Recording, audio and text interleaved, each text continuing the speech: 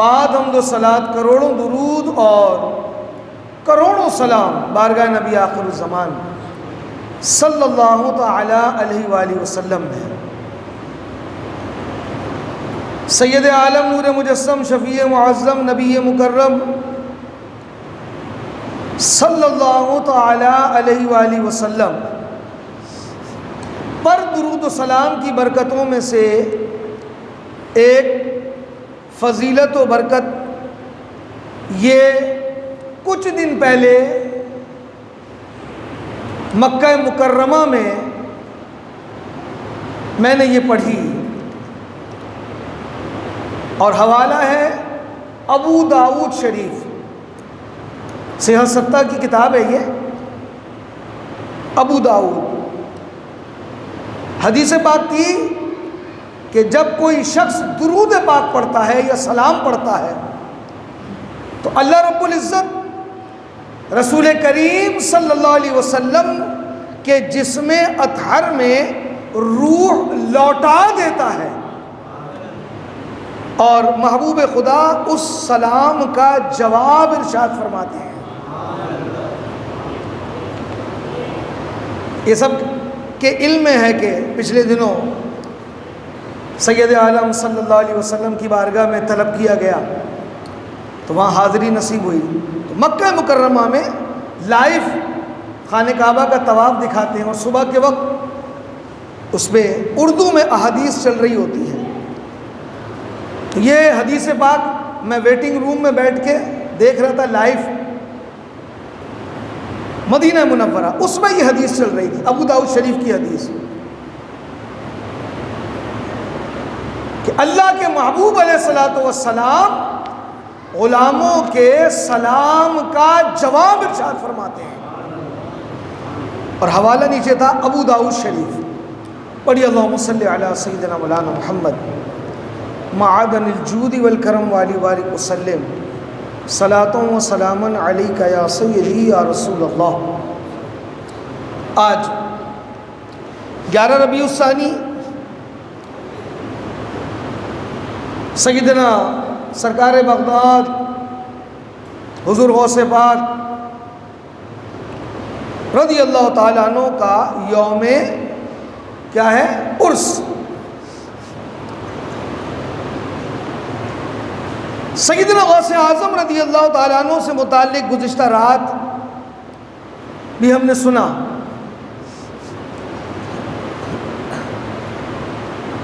ہمارے مرشد کریم حضور سیدنا غوث اعظم رضی اللہ تعالیٰ عنہ و ارضا کی سیرت طیبہ کا جب مطالعہ کیا جاتا ہے یا سنا جاتا ہے تو سب سے پہلے یہ بات ذہن میں آتی ہے کہ اللہ نے حضور غوث اعظم رضی اللہ تعالیٰ عنہ کو نہ صرف تمام اولیاء کا سردار بنایا بلکہ بہت ہماری سوچوں سے بھی آگے شان و مرتبہ کا مالک بنایا۔ اور یہ بات تاریخ گواہ ہے، یہ جیسے کہ قلائد الجواہر فی مناقب عبد القادر، عربی کتاب کا ترجمہ ہے یہ۔ محمد بن یحییٰ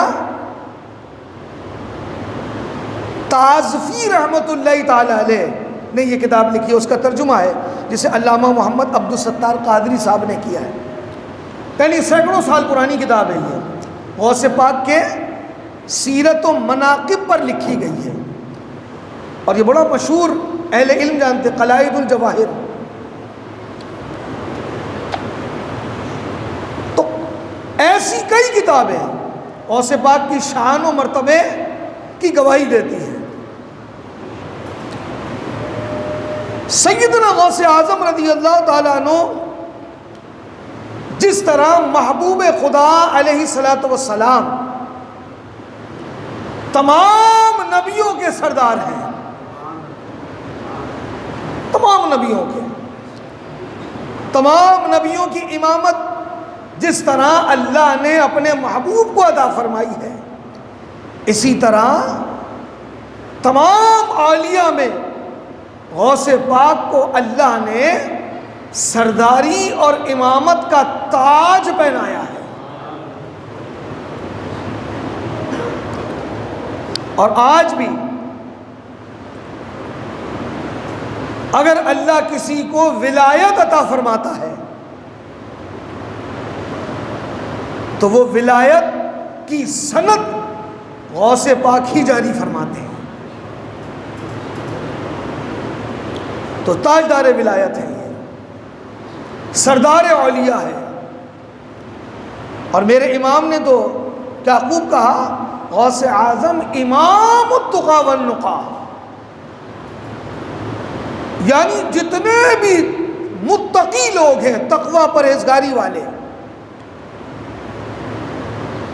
میرے غوث اعظم رضی اللہ تعالیٰ عنہ ان سب پرہیزگاروں کے امام ہیں۔ غوث اعظم امام التقی والنقی، جلوہ شان قدرت پہ لاکھوں سلام۔ اللہ کی قدرت کی جلوہ گری میرے غوث اعظم رضی اللہ تعالیٰ عنہ۔ اب یہ جو ولایت ہوتی ہے نا، ولایت یہ کسبی نہیں ہوتی، یہ عطائی ہوتی ہے۔ اس کو یوں سمجھے کہ اللہ کسی کو مقام ولایت عطا فرماتا ہے تو ہرگز ایسا نہیں ہے کہ اس نے خوب عبادت کی ہو تو یہ مرتبہ حاصل کیا ہو۔ اسی لیے کہا کہ ولایت کسبی نہیں ہوتی، یعنی کوششوں سے نہیں ملتی، یہ عطائی ہوتی ہے، اللہ جسے عطا فرمائے۔ ہاں یہ ضرور اشارے ملتے ہیں کتابوں میں کہ اللہ کسی کو پسند کرتا ہے تو ولایت عطا فرماتا ہے، اور جسے ولایت عطا فرماتا ہے پھر کائنات کی ہر شے اس سے محبت کرتی ہے، اور اللہ انہیں محفوظ عن الخطا بنا دیتا ہے۔ کہیں گے بڑا مشکل جملہ ہے یہ۔ ایک ہوتا ہے معصوم عن الخطا، جو انبیاء کی ذات ہے، فرشتوں کی ذات ہے، وہ معصوم ہیں، وہ گناہ کرتے ہی نہیں ہیں، ان سے خطا ہوتی ہی نہیں ہے۔ لیکن جنہیں اللہ پسند کرتا ہے اسے محفوظ عن الخطا بناتا ہے، یعنی اللہ انہیں گناہوں سے خود محفوظ رکھتا ہے، ان کی حفاظت ہوتی ہے کہ وہ برائی کی طرف نہ جائیں۔ جیسے کہ غوث اعظم رضی اللہ تعالیٰ عنہ بچپن میں بچے کھیلتے تھے، اور جب بچے کھیلتے تھے تو غوث اعظم کو دعوت دیتے تھے، عبد القادر آؤ تم بھی ہمارے ساتھ کھیلو۔ تو غوث پاک رضی اللہ تعالیٰ عنہ فرماتے ہیں کہ میں غیبی آواز سنتا کہ عبد القادر تمہیں کھیل کود کے لیے نہیں بنایا گیا، تم سے تو وہ کام لینا ہے کہ جو بڑے بڑے نہ کر سکے۔ آپ خود کہتے ہیں بچوں سے کہ اللہ نے ہمیں کھیل کود کے لیے نہیں بنایا ہے۔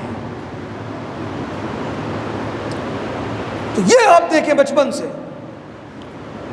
ایک بچہ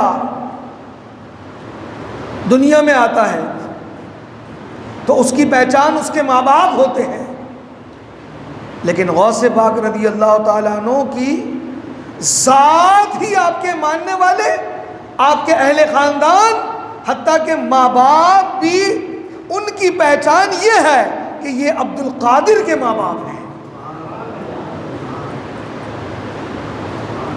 لیکن یہ ضرور ہے، ایک وہ ہوتا ہے کہ جسے اللہ مقام ولایت عطا فرما دے، اور ایک ایسا ولی بھی ہوتا ہے کہ جو مادر زاد ولی ہوتا ہے، تو ماں کے پیٹ سے۔ اور میرے غوث اعظم رضی اللہ تعالیٰ عنہ کی ولایت کا اظہار آپ کی دنیا میں آنے سے پہلے ظاہر ہونا شروع ہو گیا تھا۔ مشہور بات کیا ہے کہ غوث پاک رضی اللہ تعالیٰ عنہ کی والدہ کو جب چھینک آتی اور آپ کہتی الحمدللہ، تو آپ فرماتی ہیں کہ اس وقت عبد القادر دنیا میں بھی نہیں آئے تھے، بطن مادر میں تھے، اور والدہ کی چھینک پر الحمدللہ کہنے پر جواب میں کہتے یرحمک اللہ، اور ماں سنتی، کوئی نہیں ہے جواب دینے والا، نظر بھی نہیں آتا۔ پھر آپ کو یقین ہو گیا کہ یہ میرے پیٹ میں جو میری اولاد، میرا بیٹا ہے، وہ جواب دیتا ہے۔ غوث پاک خود فرماتے ہیں، آپ سے کسی نے سوال کیا کہ آپ کو کیسے پتا چلا کہ اللہ نے آپ کو مقام ولایت عطا فرمایا؟ اتنا عظیم مرتبہ، اتنا بلند مرتبہ اللہ نے آپ کو عطا فرمایا، یہ آپ کو کیسے پتا چلا؟ ایک تو وہ قول جو رات کو آپ نے سنا، لوگوں نے پوچھا کہ اللہ نے آپ کو مقام قطبیت کب عطا فرمائی؟ تو آپ نے فرمایا کہ میں علم کا درس دیتا رہا، حتیٰ کہ اللہ نے مجھے قطب بنا دیا۔ یہ مقام ولایت کا ایک اور درجہ ہے۔ تو یہ بھی ایک سوال ہے کہ یا غوث اعظم، آپ کو کب پتا چلا؟ کہا جب میں گھر سے نکلتا اور میں پڑھنے جاتا، اور جب میں اپنے مدرسے میں پہنچتا تو مجھے کہنے والوں کی آواز سنائی دیتی اور وہ دکھائی نہیں دیتے، اور وہ کہنے والے کہتے ہٹو، اللہ کا ولی عبد القادر آ گیا ہے، جگہ دے دو، ہٹ جاؤ، خالی کر دو جگہ، اللہ کا ولی عبد القادر آ گیا ہے۔ پوچھا وہ کون لوگ؟ وہاں وہ فرشتے تھے، وہ جماعت فرشتے تھے جو میرے لیے جگہ کو خالی کرواتے تھے۔ یہ پروٹوکول ہوتا ہے اللہ والوں کا۔ کہتے ہیں ایک مرتبہ میں گھر سے نکلا، جب گھر سے نکلا تو ایک گائے کا بچڑا وہ مجھ سے گفتگو کرنے لگا۔ آپ چھوٹے تھے، اور وہ گائے کا بچڑا کہتا ہے عبد القادر، اللہ نے تمہیں ولایت کا منصب عطا فرما دیا ہے۔ کہتے ہیں کہ مجھے اس گائے کی گفتگو سن کر عجیب سی کیفیت طاری ہوئی، اور میں دیوار پر چڑھ گیا، اور جب میں دیوار پر چڑھا تو میں نے اس پار کعبۃ اللہ کی زیارت کی، پردے ہٹا دیے۔ کہتے ہیں پھر دل میں ایک ایسا نور پیدا ہوا، میں سیدھا اپنی والدہ کے پاس گیا، اور یہ سارے پنکھے کھول دیے، جتنی ضرورت نہیں وہ بھی کھول دیے، باہر کے بند کریں، سب کو پتہ ہے کہ لائٹ گئی ہوئی ہے۔ چلیے توجہ فرمائیں۔ تو حضور غوث اعظم رضی اللہ تعالی عنہ اپنی ماں کے پاس گئے اور اپنی والدہ سے کہا، اب اس واقعہ کا اثر یہ ہوا کہ اللہ رب العزت نے غوث اعظم رضی اللہ تعالیٰ عنہ میں کے دل میں ایک نور داخل فرمایا، اور اس کی نورانیت کا سبب، اس کا اثر یہ ظاہر ہوا کہ آپ نے اپنی والدہ سے کہا کہ میری ماں، مجھے اپنا تو دودھ بھی معاف کر دے، اور مجھے اجازت دے کہ اب میں تحصیل علم کروں، علم حاصل کروں۔ یہ قلب کے نور کا اثر تھا کہ جو علم کے نور کی طرف کھینچ رہا تھا۔ علم نور ہے۔ بڑے بڑے بزرگوں نے یہ لکھا کہ یہ جو علم ہے نا، قرآن و حدیث کا علم جسے کہتے ہیں، علم یہ فاسق کے دل میں آ ہی نہیں سکتا۔ یہ نور ہے، اور نور کا ظلمت سے کوئی تعلق ہی نہیں ہے۔ ایسا ہوتا ہے جو انتہائی بدتمیز اور شریر بچے ہوتے ہیں، ہم نے دیکھا کہ وہ چند دن پڑھ کے چھوڑ دیتے ہیں، پڑھ ہی نہیں پاتے۔ تو یہ نور ہر کسی کے قلب میں داخل نہیں ہوتا۔ تو غوث اعظم رضی اللہ تعالیٰ عنہ کے قلب نورانی کو علم کا نور اپنی جانب گھسیٹ رہا تھا۔ ماں نے اجازت دے دی، 8 برس کی عمر، 8 برس، کتنی قلیل عمر ہے۔ غوث پاک رضی اللہ تعالیٰ عنہ گیلان سے، جسے جیلان کہا جاتا ہے، اپنے گھر سے آپ نے تحصیل علم کے لیے سفر اختیار فرمایا، اور اس وقت بغداد معلیٰ علم کا مرکز ہوا کرتا تھا۔ آپ بغداد تشریف لے گئے اور بڑے بڑے بزرگوں سے آپ نے تحصیل علم کیا، علم حاصل کیا، اور جہاں سے علم حاصل کیا وہیں سے پڑھانا بھی شروع کیا۔ اور پھر دنیا نے دیکھا کہ غوث اعظم کے فیض کو حاصل کرنے کے لیے لوگ کہاں کہاں سے آئے۔ جب غوث اعظم مسند تدریس پہ بیٹھتے تھے نا، تو ہزاروں قلم اور دوات نکل جایا کرتے تھے۔ اور یہ تو طالب علم تھے، اور بزرگوں نے لکھا کہ اہل علم بھی غوث پاک رضی اللہ تعالیٰ عنہ کی مجلس میں آ جایا کرتے تھے آپ سے اکتساب فیض کے لیے۔ اور ایک وقت آیا کہ غوث اعظم رضی اللہ تعالیٰ عنہ کا مدرسہ مرجع خلائق بن گیا۔ اللہ نے غوث پاک کے قدم کی برکت سے اس مدرسے کو وہ مقام و مرتبہ عطا فرمایا کہ جو وہاں سے گزر جائے وہ بھی فیض یافتہ ہو جائے۔ ایک شخص آیا، اس پہ ختم کرتا ہوں، کہا کہ یا سیدی، میرے والد گرامی کی قبر سے چیخو پکار کی آواز آتی ہے۔ سیدنا غوث اعظم رضی اللہ تعالیٰ عنہ نے پوچھا کہ کیا تمہارے والد میرے مرید ہیں؟ کہا نہیں۔ کہا کہ کبھی میرے پیچھے نماز پڑھی ہے؟ پتہ نہیں۔ تو کہا کہیں کبھی میرے مدرسے کے قریب سے گزرے؟ کہا اس کا بھی علم نہیں۔ کہتے ہیں کہ جب وہ نوجوان دوبارہ اپنے والد کی قبر پر گیا تو آوازیں آنا بند ہو گئی تھی۔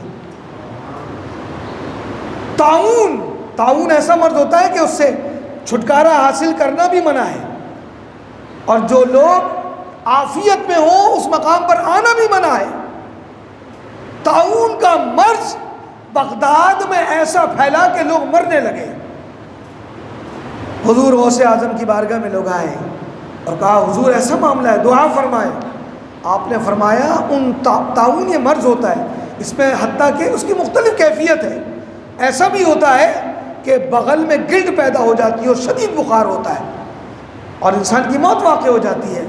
فرمایا کہ ہمارے مدرسے کے سراؤنڈنگ میں جو خود بخود گھاس اگ گئی ہے، طاعون زدہ لوگوں کو کہو کہ وہ کھائیں۔ کہتے ہیں کہ اس مدرسے کی برکت سے، غوث پاک کے قدموں کی برکت سے لوگ اس گھاس کو کھاتے اور شفا یاب ہو جاتے۔ کیا مرتبہ ہے غوث اعظم رضی اللہ تعالیٰ عنہ کا کہ جو چیز آپ سے نسبت رکھے وہ بھی فیض یافتہ ہو جائے۔ تو اللہ رب العزت وقت ہو چلا ہمیں غوث پاک رضی اللہ تعالیٰ عنہ کی نظر عنایت عطا فرمائے،